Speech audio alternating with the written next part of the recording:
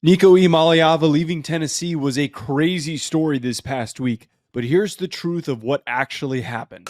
Sean, at the end of this past week, there was one of the craziest stories that we've ever seen in college football. Nico Iamaleava, the quarterback at Tennessee, entered in contract negotiations with his current team, something that we have never seen before, a headline that we've never seen. And multiple steps later, he's in the transfer portal. We're going to unpack what happened, and thanks to some guy that we don't know named Ryan Roberts of A to Z Sports, published a story and provided some really unique insight. Ryan called me before he published it, and he kind of gave me the skinny what happened. And the entire thing gets crazier than what everybody thought.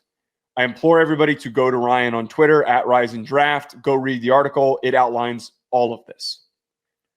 The short of it is that Nico had no control over any of this.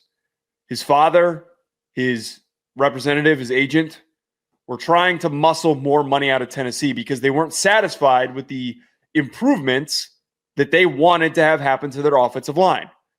Tried to get $4 million, couldn't get the $4 million. Also, apparently, Nico's dad panicked and told Nico not to show up to practice. That was not some type of strategic holdout move. That was a panicked, we don't know what to do in this situation. There was a lot of negotiating going behind the back of Nico's father. There were multiple layers to them reaching out to talking to teams to try and find if anybody was interested. And I think the funniest part about all of this, Sean, is that nobody was really interested in Nico. Yeah. They reached out to Oregon, Dan Lanning, pass. Notre Dame, not interested. USC and UCLA said, sure, but not at the price that you're asking for. So now we sit here, and I think the craziest part about this, Sean, is Nico might not have a dance partner. Nico, and the funniest outcome is him transferring to a G5 program, which probably won't actually happen. New Mexico will take him. Go ahead. You can head back. Mexico. They'll take him. Where'd you get They'll empty out the coffers, somewhere in the G5. You can go play. Have fun. Why not? Oh, God. That meth money, that's where that's sure, no kidding. Yeah, I tell you what, Nico's NIL. He'll look good in that conference too. He'll look good. We'll be looking at, this is the Nico we've been waiting for. Sean, I just want to ask you first though, before we kind of speculate of like what makes sense for him to go to. What was your reaction to this? This was a total mess, and it's sports fans are hilarious because they love the free market and they love pocket watching, and rightfully so. It's the free market. I think a lot of sports fans respect it. I think I respect it. We respect it until it stinks. We respect it until everyone collectively has a whiff of, oh, this isn't right. Mm-hmm. Something here isn't right. It's an instinct, gut feeling that the nation had. I was actually texting Vito about it. Another quarterback, another former collegiate football player. He says, we were talking. It's not a jealousy or envy thing, but when you know something's not right, everyone collectively has this feeling of they are botching it. Nico's blowing it. The dad is too involved. They're showing him on TV too much. You get flooded with hints and clues of the bad optics. It all rushes back in the hindsight. And you say, wow, was this doomed from the start? Maybe it was. And how do we maybe we just let the market decide it after that. And we'll see what the valuation is after his season. I can't imagine someone pulling out $3 million now even. Not only was his performance this year not good enough for him to be worth more than the 2.4 that he was making, which was already on the upper side of what he should have been making. I don't know why anyone would shell out money to sign up for this. This has all been aired out. Why would you want to sign up to deal with the drama of his father, who's a helicopter parent, and also the agent who's going to just start reaching out, negotiating with teams while he's on the roster? Yeah. Why would you want to sign up for this? It's a headache. It's a total headache. Send him to Kent State, man. Send him to Toledo. That would rule. Go ahead. Hey, they'll pay you. They'll clear it out. He'll learn. He'll learn. Send him to Toledo, rubber capital of America, and then they'll get big rubber to pay for him. That's great. Where could we really cast him? Someone said in the chat the Wuhan Scorpions, the Wuhan Scorpions. Shanghai Sharks, man. I'm sure that they'd take him. I hate having to bash the kid initially, right? Because that's the right way when you come out on the other end of it and you learn all of this. There's so many dummies that aren't going to do any reading and are going to go on shows on Monday and say Nico's an entitled quarterback. And even I, on day one, was casting narratives and starting to create, like, maybe you just can't recruit Cali kids, West Coast kids on the East Coast. Maybe that you just can't do it. I've seen the examples. I thought Nico disgruntlement. Maybe not. Maybe it was all a sham, and now we know it's a sham, and we know it's just backdoor dealings. It's a total headache. It's an absolute mess, disaster from what college football used to be to the awful, ugly puberty period that we are still in, and it's going to be 5 years, 10 years until it all collapses and we have to start from scratch in the 40-team mega conference. And I don't think it's by design, but that's an option. I don't think you can repeal it, though. You can't repeal NIL, transfer portal stuff, after, players are experiencing freedom and players are not being like just held on teams because the coaches don't want them going somewhere else. You can't put the toothpaste back in the tube there. So we're just going to have to deal with more ugliness like this, where players get brunt of a lot of the criticism because adults are making bad decisions for them. So there's two angles that I kind of have with this. The first take that I have developed as I got more information. The first one I stand by is what Blake and I said on Friday. Shame on Nico's dad and his agent for handling this the way that it did, because it sounded like Nico wanted to stay there. It sounded like Nico wanted to play at Tennessee. It does not seem like he's happy with the outcome of the situation. I'm sure that if you asked a 19-year-old quarterback if he would rather just stick where he is if he couldn't get more money, he'd probably be more than happy sticking and playing with his friends that he had already developed and grew and got to know everybody there, instead of going through all of this drama. This could seriously impact his future. I was talking to Ryan about this. I know for a fact that even if he goes somewhere and he transfers and he plays really well and he re-enters the first-round conversation in the next 2 years for the draft, there's a strong chance that an NFL team, or most NFL teams, will let him fall to the second round because they don't want to sign up for this. The NFL does not, and they do a lot of character digging. If we could find out all of this information in a weekend, there's more information that can be found during the character reporting process leading up to the NFL draft. It has nothing to do with Nico. It has everything to do with family members that are becoming distractions and that are causing negative outcomes that are going to hurt. Like, how do we know that they're not going to start holding out after his rookie contract and do some stupid shit like that? Yeah, he's not showing up until August, until we get the biggest rookie quarterback deal ever. And that's great. Right. That's given the chance that, or given the scenario that he is a first-round quarterback and a guy that a franchise want to build everything around. This year, you may not be looking at it as such. And it's almost crazy for me to ask this, but is there a chance that Nico's dad and his agent had the foresight to know that he doesn't have like that makings to get that big bag in the NFL? No, they were just trying to. They were trying. There was a short-sighted viewpoint, and it was just big dicking as much as you could possibly big dick. It was probably the residual belief of what they were able to control in the market when he was a recruit, which at the time it was all promise. It's easy to get a big check sent to you when you're first entering the college football world, because these teams want to lock up a guy for multiple years and they want to be able to entice said player to come play for them over others. There's not really a lot of good options for high school quarterbacks coming out. So the more traits you can get, the better, all of those things. So they were probably used to how those negotiations went the first time and thought they could just big dick the entire thing. From my understanding, though, apparently in Polynesian culture, and like this doesn't really have anything to do with them, it's just in Polynesian culture, parents, the father has a lot of control and say in what happens with their kids and what they do. Yeah. And I think that it just seems like Nick, I believe is the name of his father, took it a step further. And then what was highlighted in Ryan's article is that the recent round of negotiations that were initiated weren't even Nick, the father, didn't even know about them. So it was toxic relationship on top of a toxic relationship that completely tanked this entire thing for what you just said, not having the foresight of, all right, we're not going to get the money that we're looking for. So why don't we just stay pat and we try to play well this season? And if we're really not satisfied, we'll go to the NFL. Because if Nico played well this year, then he goes on. He doesn't need to stick around in college anymore. You don't have to deal with this BS. Just move on to the NFL, get your contract. Last thing with this, too, that kind of makes me think about and where I feel bad with Nico before I criticize him, it kind of makes sense to me why he was so up and down last year. Like, now I'm starting to understand, like, is there some sort of cloud over his head that is impacting his decision making and the way that he's playing. It feels like that there is so.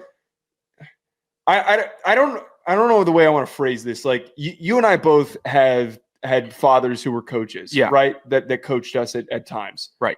I don't think our fathers were as overbearing as this, but whenever there was an instance where your dad was on your ass about something, the way that you played, it always impacted the way that you played the next game, correct? Yeah, it definitely did. But in college, it was just how'd practice go, because you leave it up to the college coaches at that point. You leave it up to the guys that are now looking over your son, aka you would. Well, but remove that layer. Remove that layer because we're assuming that Nico's father, this is an assumption, but Nico's father is more overbearing than that. And any just the general relationship of a father who's super involved with the son's athletic career. Yeah.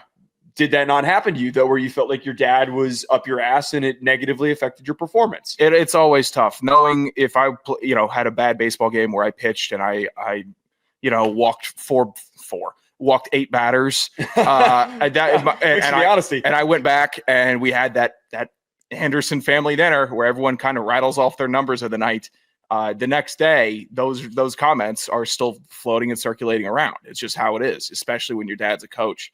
Did you watch? I could see how if Nico was getting those criticisms though throughout the season, his really bad games could have definitely been impacted by it. And he didn't do it. His dad didn't do a good job of appearing like he didn't want it to be all about himself. He was always in the stands. He was always decked out. Yes. I talked to all of this is making sense. I talked to Anthony, did an interview with Anthony Becht, and he said, yeah, sometimes I can get in the suite and the cameras aren't going to track me, or if they do, it's going to be obstructed. And that's where I'd prefer to be because I want to let Rocco, his son, the quarterback, let it be about him. I don't want to be about me. Sometimes I can't always get the suite and I'm in the stands and they find me and it irritates me. He doesn't like that the camera's always coming to him, former NFL tight end, coach in the UFL, doesn't like that. I don't think that Nico's dad was ever putting that out there. No. Did you ever watch and with the Nico value stuff? You watch Silicon Valley, right? Yes. Were you a fan of the character Russ Hanneman? Why am I blanking on billionaire? He had a quote that directly relates to this situation where they were talking about company value and the worth of a product. Hanneman said, "It's not about how much you earn; it's about what you're worth, and who's worth the most." Companies that lose money, suggesting focusing on product value and potential future growth is more important than immediate revenue generation. So with Nico doing this, you're talking way too damn smart for this show. It's immediately showing his worth is less than what the initial NIL valuation is. And if he goes out next year and someone's paying him $1.2 million compared to his deal that he had set up with Tennessee, that's a total mistake move. You could have just settled and said, hey, I got lucky. They liked the potential of me when I was coming out of high school. They gave me that valuation, and now I got him handcuffed to that. But if we're going to keep on re-entering the market, we're going to keep on re-entering the market, reset my own personal value. Yeah. It's going to go down unless I have a Heisman year, unless I'm on the podium in votes, which he wasn't that close to at any point in the season this past year, especially playing teams in conference. So this is a risk that I think other athletes, if you do get a big bag, well, I don't want what happened with Nico to happen to me. I got these suckers paying me a bunch of money. If I go out and miss a couple tackles, that gets diminished instantly. I think that's a really good way to put it because he's now negatively impacted the amount of money that he can make this upcoming season. I think that there is going to be a rude awakening for where he actually lands and what money he's making. The craziest layer to this is like, what if he sits out? Like, what if he just straight up doesn't play because he thinks that he continues to get bad advice from his father and from this representative? You know how pissed I'd be if I was him and all this money gets yanked out of me because I got two blundering sidekicks in this operation, bungling it up. I'd say, no, I'm not playing and I'm not dealing with you guys. I might as well go start from scratch. I'll go to Oregon State. I'll go in and hide out for a year. Why not? The only thing about this, though, like where I'm critical of Nico, it's a real lack of maturity on his end. Like to allow all of this to impact the outcome, to allow for two other people to completely sway everything that's happening the way that it is. I feel for him, but at the same time, you got to step up. You got to, like, you have to put your foot down. And I know that a lot of these conversations were happening behind his back and that he wasn't fully aware of it. But letting your dad control this much of your life, that is what led you down this path. It's like every athlete thinks that they can do it. They think that they can go and have everyone working together and everyone's a big happy family. It's not how it works. The business is too big. The money numbers it's too much actual capital to maneuver around where everyone wants a dip of it. Getting the family involvement, there's so many stories. There's so many instances. If I'm an athlete, young athlete, I'm saying, dude, just be normal. Just come to the game and cheer. I'll handle everything else, or I'll have the administration handle everything else. And if you think they're not doing right by me, we can have that conversation. But I'm on the field here. I'm doing this. I need to actually be accountable for what my image is, what my optic is, what my name and likeness is, right. And having it manipulated by outside sources. It's a dangerous ass game. And it also opens the door for all the doom and gloomers, all of the fear mongers to come in and say, we need to tear it all down, or we need to shut it down. This has been a complete failure. I don't think it all has been. I think it's a lot of growing pains, but we're just inviting in the cynics when stuff like this happens also. So I would actually argue, and it's smart to bring that up, but like I would actually argue that the outcome of this actually saves the sport more than it causes concern. Because if Nico had stayed and this had been under wraps, under closed doors, and like suddenly like, oh, Nico reaches new deal with his team, blah, blah, blah. That would have been cataclysmic. That would have been so bad for the sport because you would have seen quarterbacks throwing tantrums across the country, their representatives throwing tantrums across the country. Why can't we get more money? Nico just got more money and we played better than Nico. Like, it would have caused such a huge problem, huge problem. But because Tennessee said, F this, we are not getting completely manhandled in this situation, even though he might have a little bit of leverage at the current moment.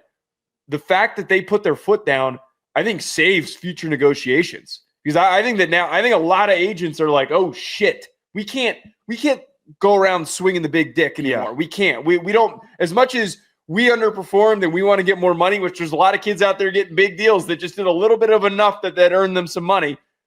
They can't go around doing that anymore. I don't know if it'll completely shut it down, but I think that it's going to cool the market for a little bit. I was shocked. The instant reaction, floored, when Tennessee said, no, we're good. Who in today's day and age where you have social teams 30 people deep, you have everything, all the pomp and circumstance, more pomp and circumstance that has ever surrounded college football, and enticing players to come to your school and the social everything. For them to say, no, we're putting our foot down. I don't care if you're one of the most famous college football players in the country. I don't care if you're already a household name. This is not how we're operating. It took balls, and I respect that they actually showed we're going to have a spine here and not get bullied by people that are outside of this inner workings. I respect and commend Tennessee for doing so. I hope that people can be as rational throughout the week as we have been. He would look great at the University of Ohio. Oh yeah, that green, the Bobcats. Oh yeah, or like Ball State. State. Nico at Ball State. That Ball State red doesn't grab me. I got to see some Western Michigan uniforms this weekend. Yellow and brown. That'd be that. No, I don't know if I like him in Western Michigan. Kind of digging it. What about Valparaiso? What if we send him to Valparaiso? They got a decent football program. McNeese. Ooh. I think he could do some things. You want to start a McNeese? UC Davis. What if you went to UC Davis? Why not? Well, he's from California. I tweeted this. Sac State suddenly has all this NIL money. That'd be sick. I think Sac State, buddy, sign up. Here's what's funny. You don't got to travel that far. Like people will take no stock in the California players East Coast thing. I don't know. I know rarely West Coast guys coming to the East Coast that one like it and two thrive in it. They all complain. We had a running back our freshman year who was a stud, who was carving dudes up. He was like a RB4 as a freshman, and he was working on teams. He was going to have actual burn freshman year. He left 2 weeks into camp because he just was not digging it. It's different. It's a different way of life. It's faster. It's more hardcore out here. It's another country. If I'm an East Coast football program, the farthest west I go in recruiting, I don't go farther than the Rocky Mountains. Everything outside of the Rocky Mountains, that's theirs. They can have it. The USC can have it. Mhm. Arizona State can have it. I'm staying with the guys that might have some semblance of normalcy, where they're going to be playing Normalcy. and living for the next 4 years, hopefully.